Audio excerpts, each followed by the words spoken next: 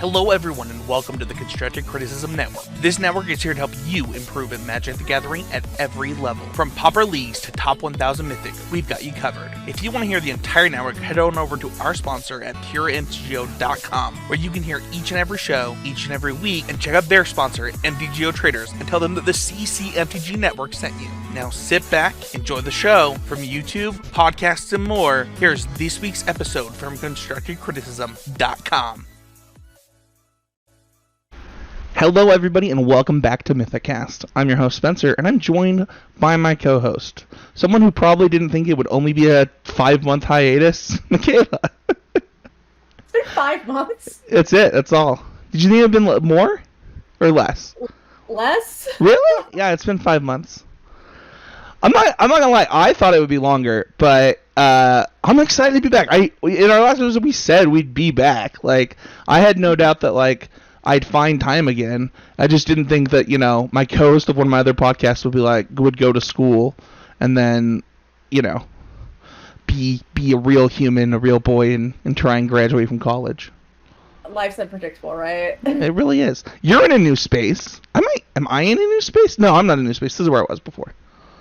I think I was probably the space before, but it was kind of like I had just transitioned to the space. Except for it looks different because my sewing machine's over here. We're finishing the basement, so I had to move my 3D printer up I was here. going to say, you look like you're about to build the coolest cosplay ever up in the room that you're in for the video viewers. Right? There's just a whole lot going on here. You're about to... My entire life is in one L-shaped desk right now. That's awesome. I think that's okay. Yeah, I think that's just the life of a millennial, to be honest, is having your whole life in one L-shaped desk and somewhere in your house.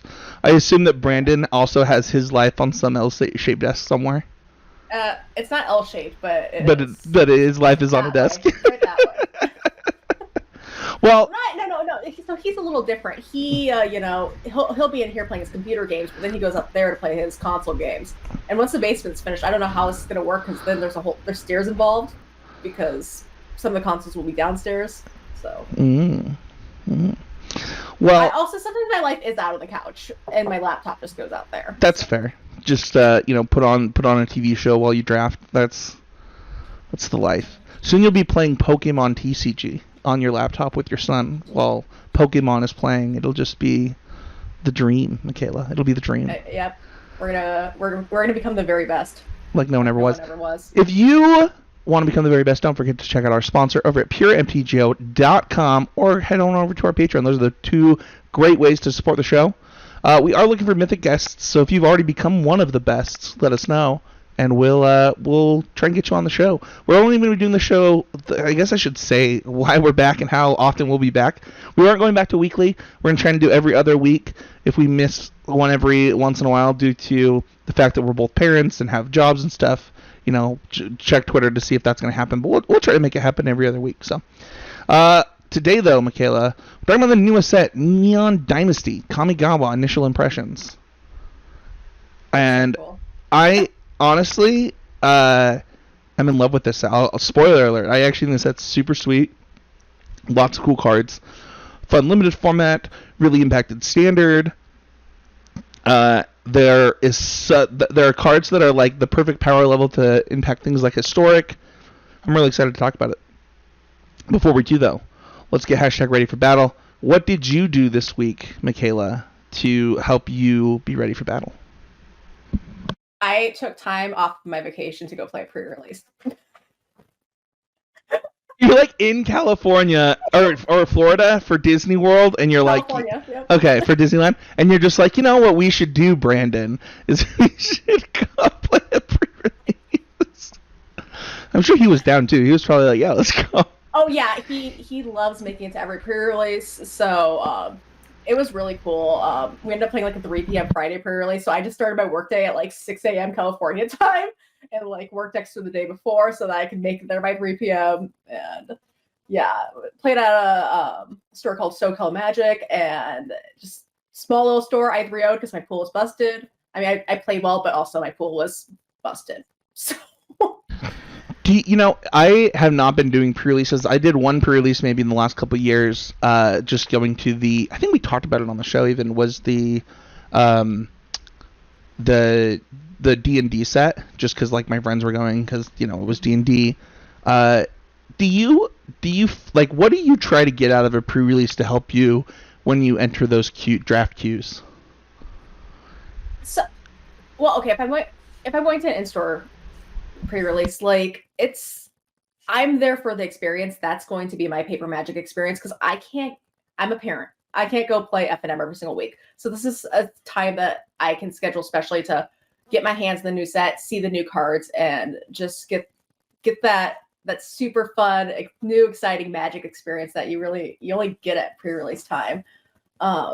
So yeah, that's really the time where I kind of start learning the interaction and seeing what other people are doing, and then I'm able to take that into arena and kind of have an idea of maybe how things work. A lot of times I go into pre-releases like totally blind. I don't actually have any idea what the cards do. I still don't know what any of my red or green cards did in my pre-release pool because I didn't even have to look at them. It's so funny because like I remember before I was a parent, like but going into a pre-release, I would like know I would already know like here are like the top 5 commons in each color. Here's the top 5 uncommons in each color. In my opinion, here are the rares that I'm looking for. Here's all the mana fixers. I might have already looked at a spreadsheet that breaks down every single instant and removal spell at like what mana cost in what colors. Like, and now I'm like, I log into my first draft or sealed pool in Arena, and I'm just like, I have no idea what any of these cards do. Like, I have no idea. So parent life really changes that. Oh yeah, and I think this is one of the hardest sets I've ever seen going into without knowing the cards because every card has a lot going on. There's a lot of words. Did you know that it had? Did you know that this is the wordiest Magic set in history?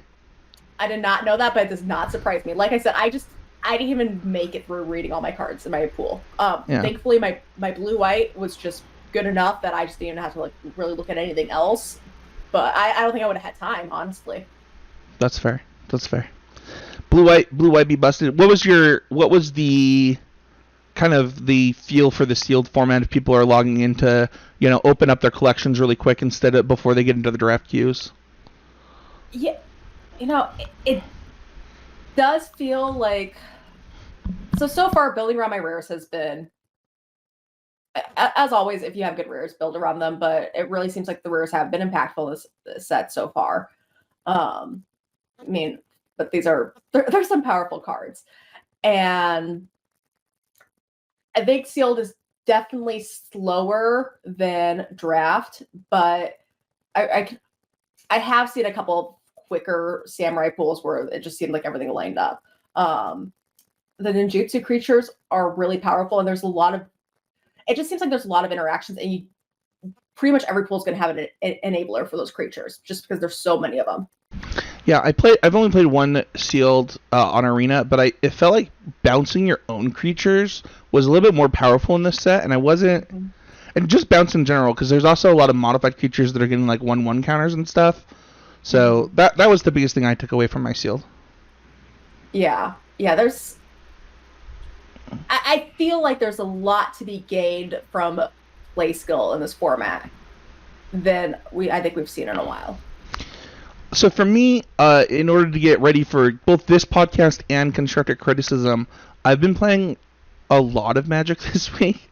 Might be like the most Magic I've played since I don't even know. Like it's been quite a bit. Like I just over the last month, I've been jumping in and watching Quentin Pierce, former host of Constructive Criticism, while he's playing the challenges on MTGO. He just he won the Modern one last week, which was on his birthday, which is super awesome. But for the purposes of this show, I've really been diving into new Standard mostly. I have found a brew that I really, really like. I'm trying to name the deck, so I'm going to tell you about it. Have you seen the deck, this Jund Snowstorm deck that I've been playing? Mikaela? A little bit, yeah. So I've been able to browse all the Standard decks. I don't really have an in-depth knowledge besides there's a whole lot going on right now. So before this new set came out, I text Mason Clark, and I was like, have you ever had an idea for a deck name so good that you wanted the deck to be good because of the name of the deck. And he's like, yeah, what's going on in your head? And I was like, Blood in the Snow plus, I don't even remember the name of the Storm the Festival. And you call it whatever Snowstorm, right? And dude, the deck is so good. And I've been working on it for about a month now. I'm going to do a deck tech here on it tomorrow for the YouTube channel. And then I also worked with another former co-host of CC, Matt Kling, on. Do you remember the Worlds deck? I think it took second at Worlds. It was like just basically Teamer Dragons, just light blue splash for the counter spells. And it was like the Sentinels, the Magnas, and Dragons and Dragonfire. Do you remember this deck? No. Nope. So we've been working really hard on that too. And both of those decks now I think are like in a really good spot that I've been working on, and I'm excited to kind of share that with the listeners. So kind of stay tuned on the YouTube channel for some of that, as well as just like we always say, like join the Easy Game Media Discord. But yeah, I've been working hard on Standard, and then of course Mikaela, the new lands are so good, especially the green and the red one. Those legendary lands, I had to jam them into the classic Gruul in Historic, and man oh man, was it? I literally had a game that I won because of that green land. It's so good. But yeah, that's kind of what I've been working on. Don't forget that if you want to join the conversation, tweet with hashtag #ReadyForBattle.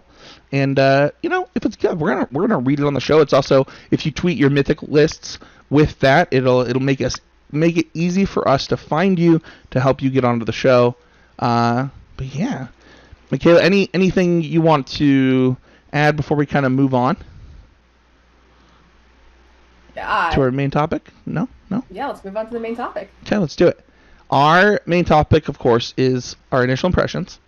And I'll go first because I've been playing a ton of Standard.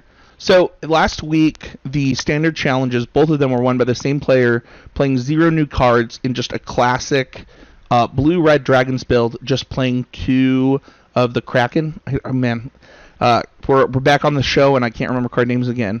But there's the 7-drop Kraken that bounces stuff, Mikaela. And honestly, like, there's been a lot of innovation that has been happening with both. But we had the bannings, right? And then people kind of ignored Standard for a hot minute after the bannings. And now I think, like, the format's kind of catching up. So they're, like, kind of... I think that there are 3 super popular decks right now. You've got... Well, maybe kind of 4. There's the Jeskai control deck that plays what is the name? Magnus Opus and Hinata. So, for those who don't know, that card, I'm just going to pull it up really quick. It is 1, a blue, a red, and a white for a 4/4 legendary creature, Kieran Spirit, as flying and trample, and spells you cast cost 1 less for each target. And then the spells opponents cast cost 1 more. So, when you have that card out and you cast Magnus Opus, you target them, you can choose as many targets as you want, right, for the 4 damage. Then you also can tap 2 things down. So it just costs 2 if you want it to. And that deck's been pretty good. It's something that my playtesting team has been playing a lot of.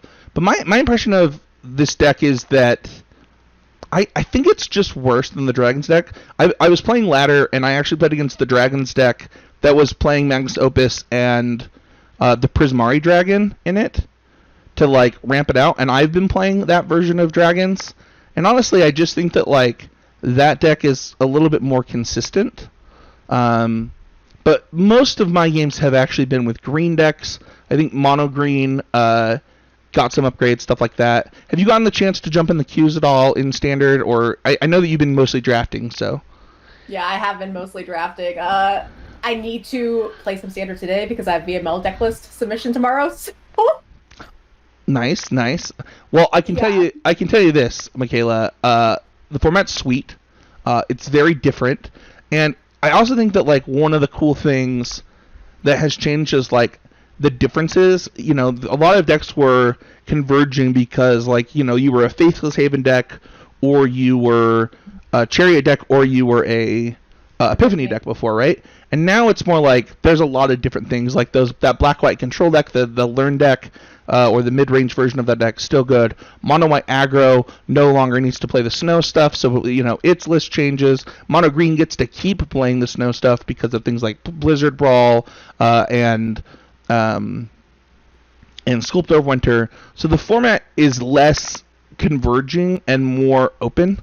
And it's cool. I think that there's a lot of different directions. Also, Mono Red top 8'd one of the challenges, which was cool. And I think that, like, you know, I think we talked about it. I don't remember if we were still recording yet, but, like, if we had been, you all would have heard me talk about Bloodthirsty Adversary just being, like, a total banger.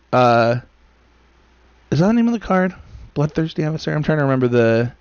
Either way, I think the mono red deck top 8ing opens up the type of aggro decks that you have to worry about, which really changes the way your decks are built, and I'm really impressed with Standard.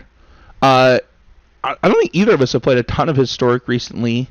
But I think we can both say how we think the new set's affecting it, and I think mostly, in my opinion, it's those legendary lands. Yeah, that's what I've seen a lot of, just going through deck lists, but I'm interested to see maybe if there's any combos that come out of this for Historic. That could be interesting. I think the biggest thing is that the pressure on Historic comes from the fact that Phoenix is the best deck, and I think that it's just kind of hard. Like, there weren't going to be a ton of new cards for Phoenix because that deck is so lean, and then the other thing is because Lurrus decks are a thing in that format, it also changes the type of cards that you can play, right? It means that only really cheap cards end up making the cut. So, I think that that just leads itself to the lens. There are one of the things to think about, though, with this set is the number of kind of like enchantment cards, right? Like, I know that Enchantress has been something that people talk about in Historic a lot, and there were a ton of cards for that type of deck in this set.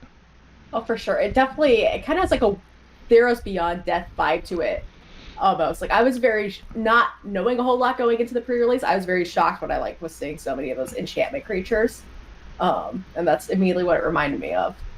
So. Yeah, there's like a ton of artifact and enchantment creatures, like a lot of them, and then I also think that there were like some pretty good cheap sideboard upgrades across the board for different decks. So I think that this will slowly roll into Historic.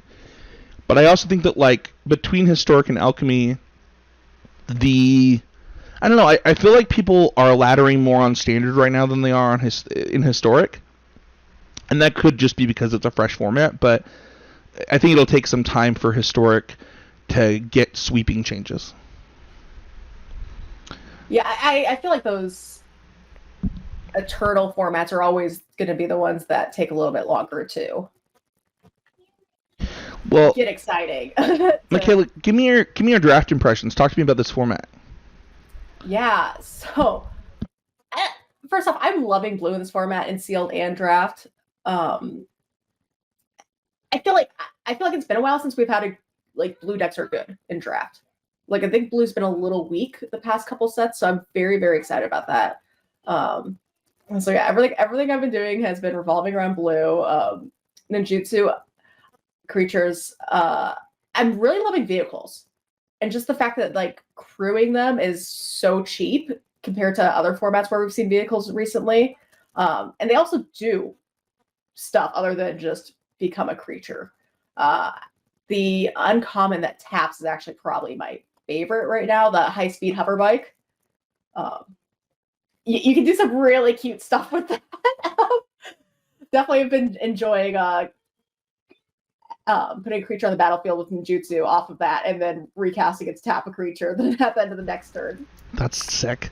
It's good stuff.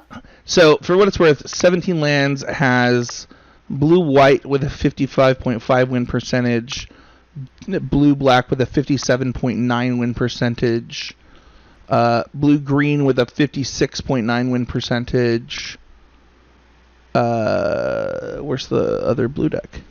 Oh, blue-red with 54.9. So, of those, 2 of them are above average with Simic and Dimir, and the other 2 are, I guess is in the bottom 3, but Azorius is pretty close to average. I'm so surprised that is so low. People don't like red in this format. So for me, like, my last 2 drafts have actually been mono red. Okay. And I don't know if I'm over drafting. And the thing is like I've been pretty open. Both drafts could have either been red black or red blue. But the thing is like I feel like black is really highly drafted, and I think that red black. Actually, I could probably just look and tell you. Yeah, of the red decks, red black has the highest win percentage, which does not surprise me. The thing is that the other black decks also have high win percentages. So like Dimir has high, Orzhov. Yeah, all of the black decks are actually above average. And so it actually makes it really hard to get into red black in my opinion, because the red cards are super open for me, but I haven't been able to get that second color very easily.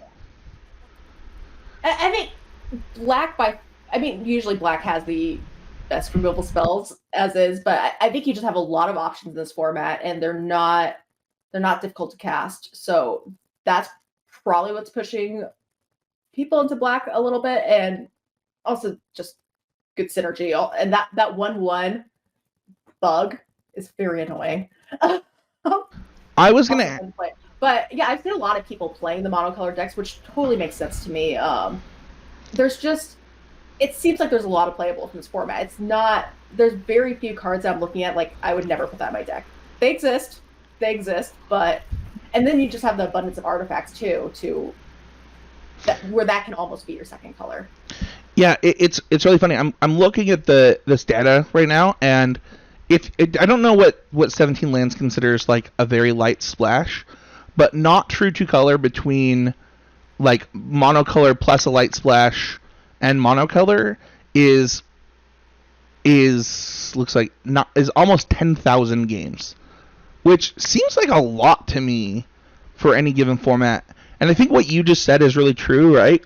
Where like each color can do multiple things in this format.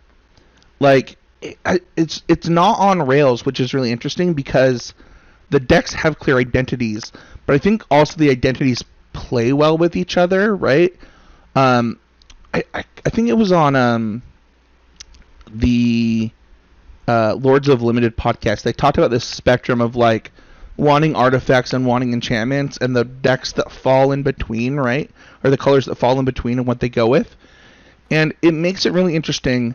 I was my last draft deck, for example, was mono red artifacts, and every single card that I had after pack 1 was either an artifact or a removal spell, including my creatures, which was crazy to me. Like, I don't know. Have you gotten to draft a monocolor deck yet?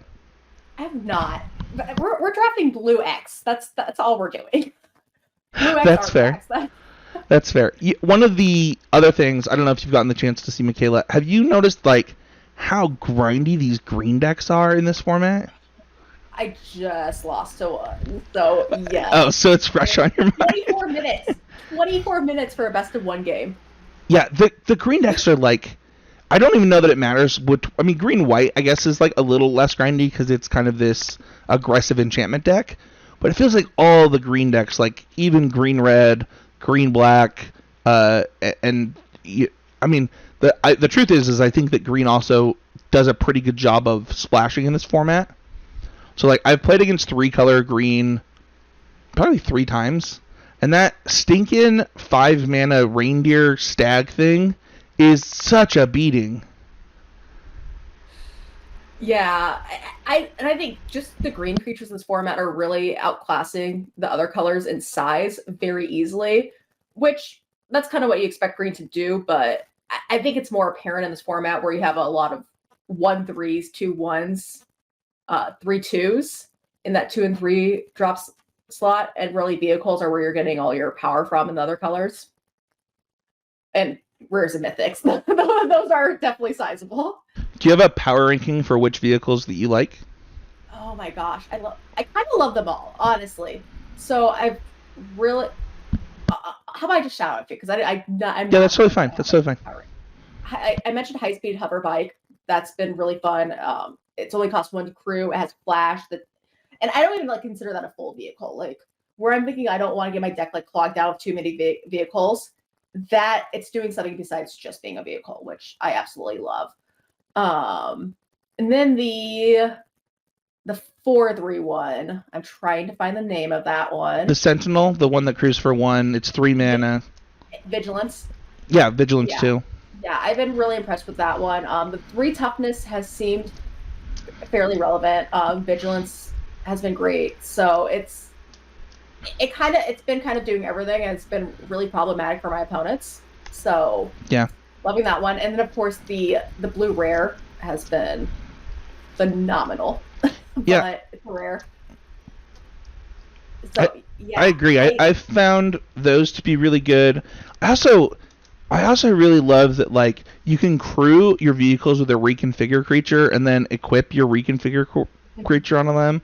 That's been really sweet. Yeah. There's some fun stuff that you can do, and I'm loving it. But so speaking of vehicles, and we also mentioned enchantments earlier, I am finding that artifact and enchantment removal in this format is just put in the main. There's for a really good example of this is like I've just been main decking the red one, put a 1/1 counter on something. That card's like kind of busted in this format. And then white has the white sorcery that like tap creature, artifact, or enchantment. No, the destroy one that makes it 2/2 if you control both. Okay, yeah. Oh, it is. Sorry, I thought you said tap a creature. Yes, what you would. Yes, tap creature. Yep. Or artifact or enchantment, and then you can get it. Yeah, I've been really impressed with that one. But even the 1 mana white spell that's just destroyed artifact that costs 3 or less.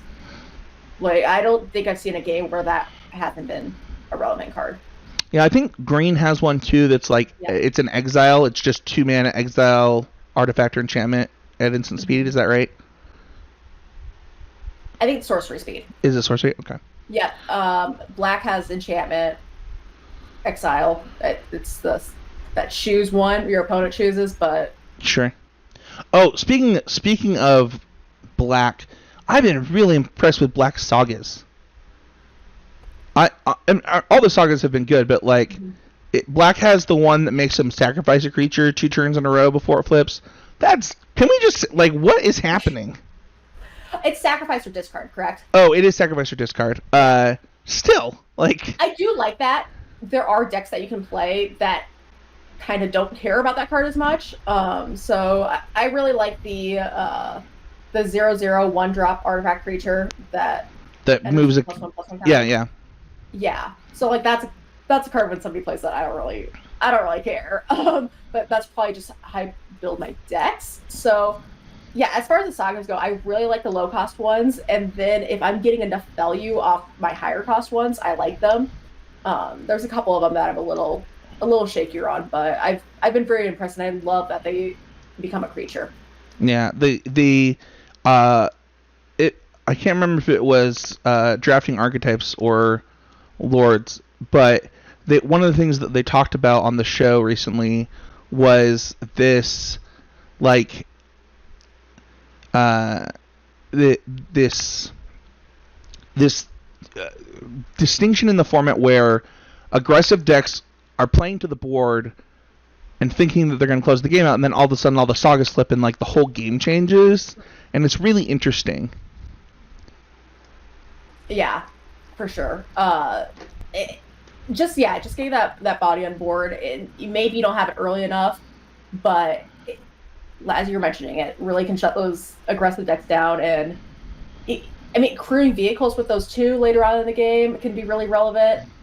So yeah, I was disappointed that they didn't have haste, or not haste, but like yeah, I had to think about that. Like when I first played one, I'm like, okay, yeah, so these don't have haste, but There's so much that you can still do in this format Yeah. with them that I'm not going to complain too much. And then being able to return to your hand with the Jutsu creatures, awesome. If Yeah. they don't get blocked, of course. But yeah, there's just a lot you can do. But that's just so much of this format is just there's so many possibilities with the cards you're playing, and you can get really creative with your deck building and any end plays to really maximize value and do some cool interactions and maybe even pull out some wins that you didn't think you were going to. Anything you want to say about any of the formats or the kind of the set overall before we wrap up? You know, I think we've really have covered a lot here, and I don't have much more to say. But I'm as far as limited goes, I'm loving it. I'm really excited to jump into standard and see how things have shaken up. I really haven't touched standard since Epiphany was banned. I'm a little bitter about learning that mirror match and then that knowledge being useless. Fair. Yeah, I would say that for me, like, if you're gonna jump in, if you're getting back into Magic with this set, or you've taken a break recently, that the standard format's extremely fun. There's tons of decks, and honestly, like, actually, I have two pieces of advice. One, if you're looking to get into standard, check out the monocolor decks. I think mono white, mono green, and mono red, and mono black are actually all pretty reasonable, depending on what you're interested in. If you're getting into this draft format, I would say to prioritize drafting artifacts / enchantments over how you would normally think about them, because they matter a lot. And then if you're looking to think about like historic, I would say that you want to look at decks that are able to deal with Phoenix or green black before picking your deck. So like, I think good choices for those kind of things are like Heliod Company and stuff, and to avoid things like Niv Mizzet Control. So that looks so bad. I mean, I'm gonna say that on this podcast forever, just so everybody knows. Tell us how you really feel. It is like one of the worst decks that people love to play. You know what's the most annoying part about? I'm just gonna pop off for a second. The most annoying part about it is because of the decks that I like to play in historic. Like, Territorial Copy is just like a freaking beating for decks that I like to play. And it's a good card, but like, I just don't think the deck is like well positioned. Is all. Like, you just can't play on curve. I don't know. Yeah. Anyway. Well, can I interject with my more like positive rant? Yeah. I guess it's not really a rant. It's just I just want to take a second to say how cool I think the set is, and just from looking at it from like a design and world standpoint. And I just love that they've like pulled in all these different references and to make this their own world. Like, this feels like its own world, but with very relatable things. You like the anime. Yeah, the vehicle that like turns into a Gundam is pretty sweet. Mm-hmm. Yeah, but it also feels like its own world, and that's like just so cool to me. I agree.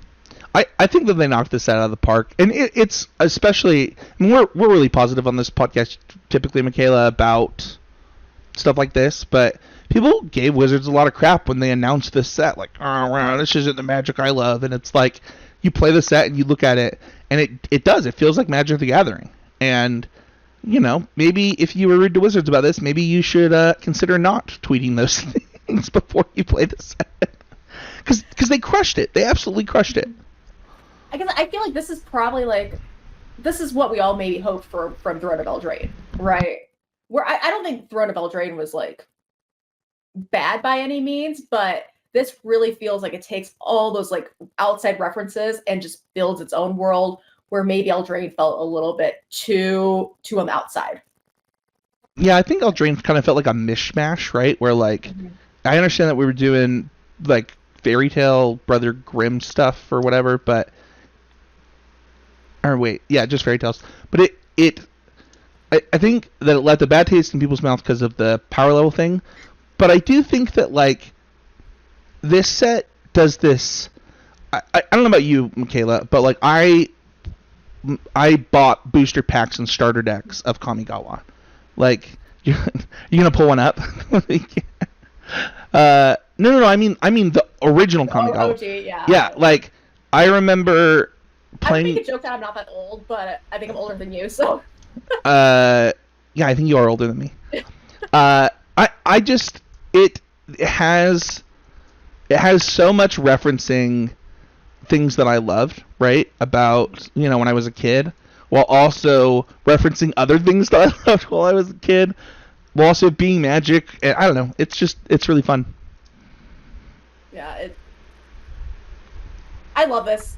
I love this, and I hope Standard like just keeps being great, and like somebody doesn't find anything too busted.